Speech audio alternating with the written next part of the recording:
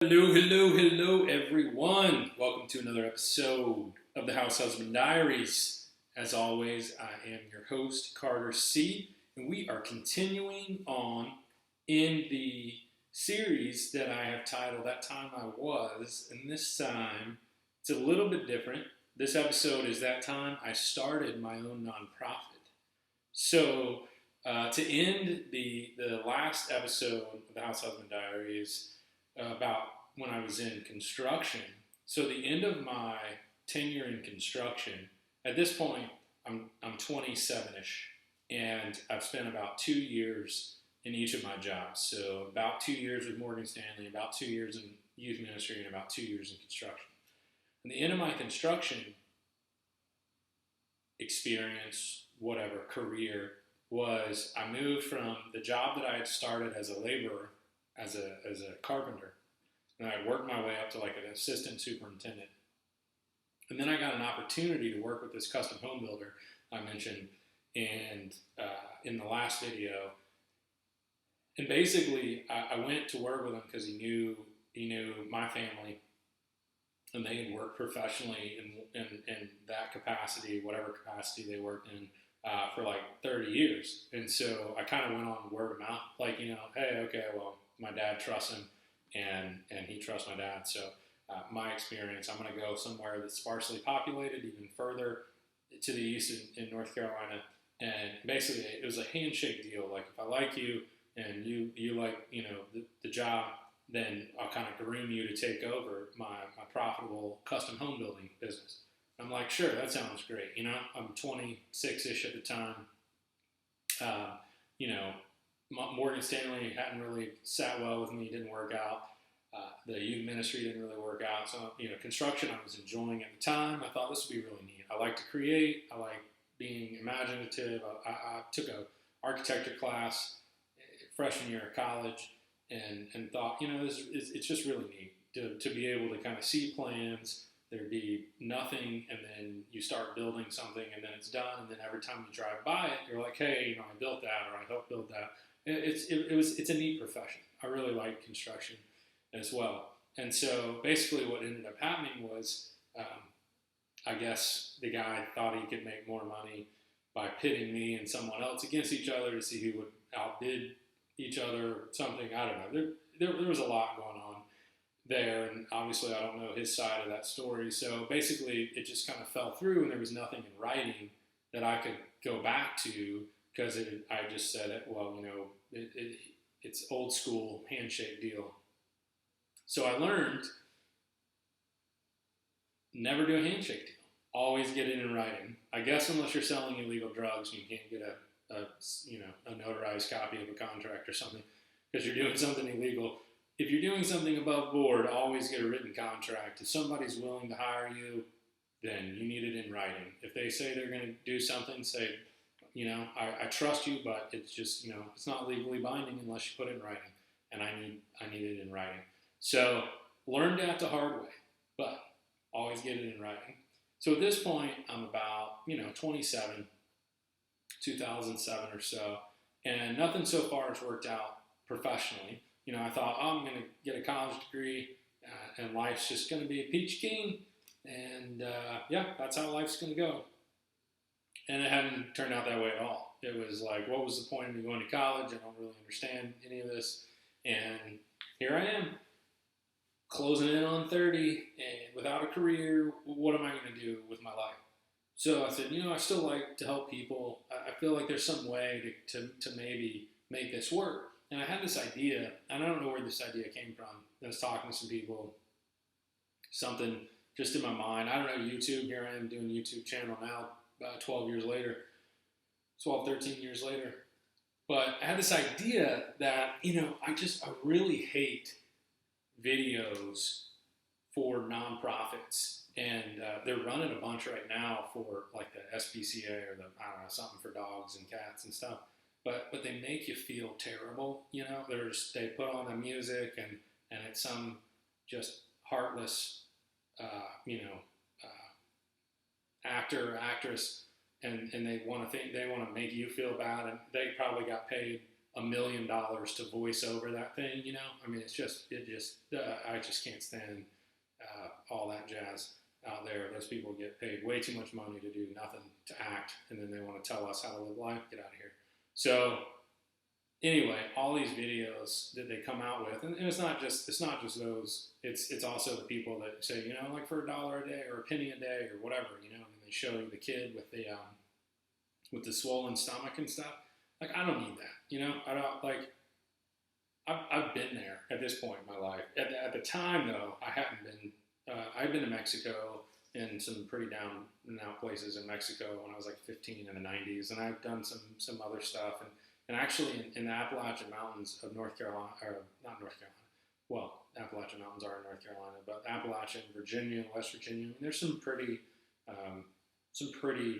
poor places, communities that need our help, and we don't really think about them a lot as Americans, that we can help our neighbors, you know, in just a few cities away.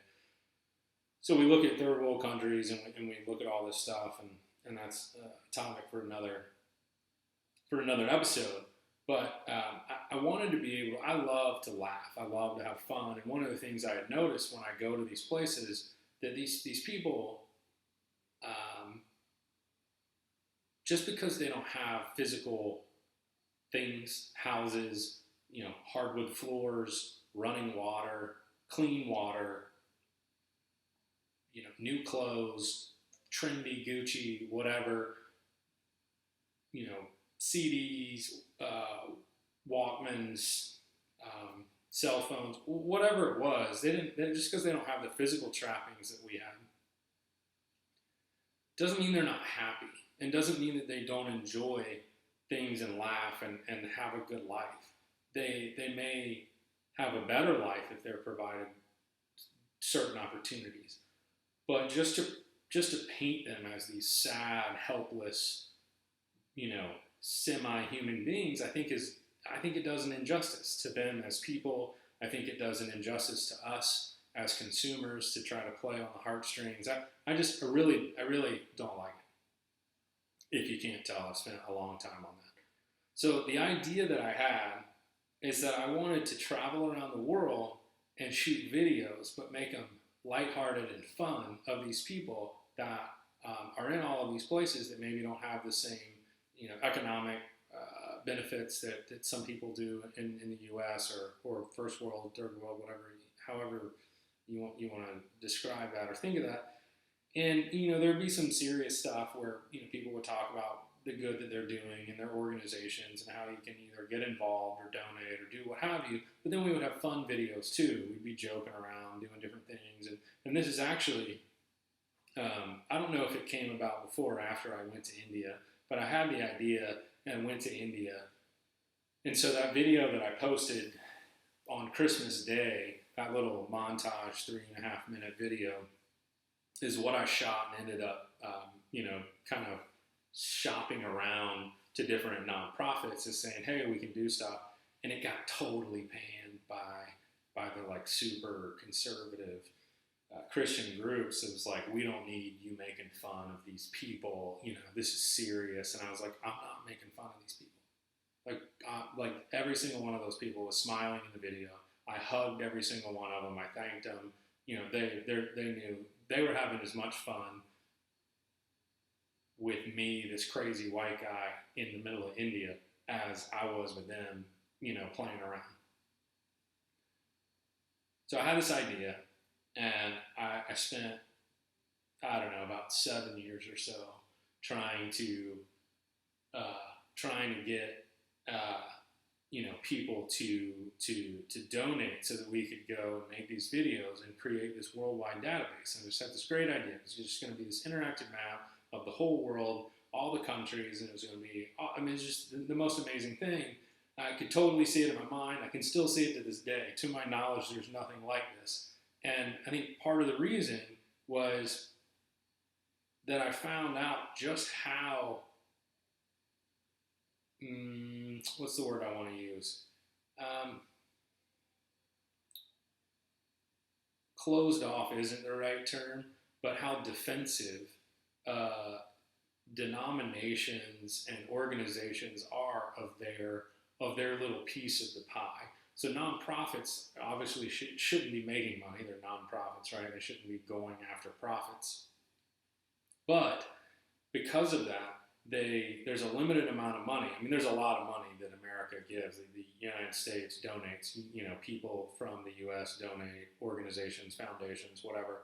So there's a huge pie, but all these different organizations fight for all this money, and they're really protective of it, and they're really protective of their donors. And so when they give you money, they want things to be done the way they want it to be done. They want to put a whole lot of strings attached to their money and say, it has to be done X, Y, and Z. And if they don't like anything, if you're not their denomination, if you don't believe what they believe, say what they say, then you're not getting their money. That's just how it works. And it's crazy to me because they're supposed to be helping people. And there's a whole lot of help that could be given. But it's not, because we don't work with those people because they believe 95% of what we believe, but the 5% that we differ in is uncompromising. And I was blown away by the lack of unity, the lack of humility, the lack of just the ability for these people to work together. I mean, you don't see in most cities and most places churches working together, even if they're all quote unquote Christian churches. You sure as heck don't see other religions working together, but it's just like political parties now. Everybody seems to be just separating. And I had this really naive idea back in 2007 or 8 that I was going to create this worldwide database, and it was going to basically bring the world's nonprofits together, and we were going to just heal the world, all of it, eventually everything, right? But what ended up happening was I learned a lot about business. I learned how little I know about business. I learned a lot about the church and denominations, as I said. I learned so much that was not taught in school. And then I also spent all of the money I'd ever saved and incurred a little more than $20,000 in credit card debt over those 4+ years. So then I dug myself a financial hole that now I had to get out of. I had no job prospects, basically. I had put everything I had into this nonprofit with this naive but beautiful ideal that we were all going to work together and help each other. And I had a great experience, or a number of great experiences. It took me to India. It took me to Haiti just a few months after the big earthquake back in, I believe it was 2010. And I went back. I spent a fair number of weeks in Haiti, met some beautiful people in Haiti. I had a great time there. Was able to go to Costa Rica and shoot some video. So I was able to do it to some degree, but just not to the extent that I really wanted to. And so that is the time that I started my own nonprofit and learned just how hard it is to be in that space. So I'm getting closer and closer to present day. Next episode, landscape maintenance. That was my next job. But I'm going to end it here. This is going to be a little shorter one. Thanks so much for watching the House Husband Diaries. Let me know in your comments, like, subscribe, do whatever you want. And I'll see you on the next episode of the House Husband Diaries. Have a good day.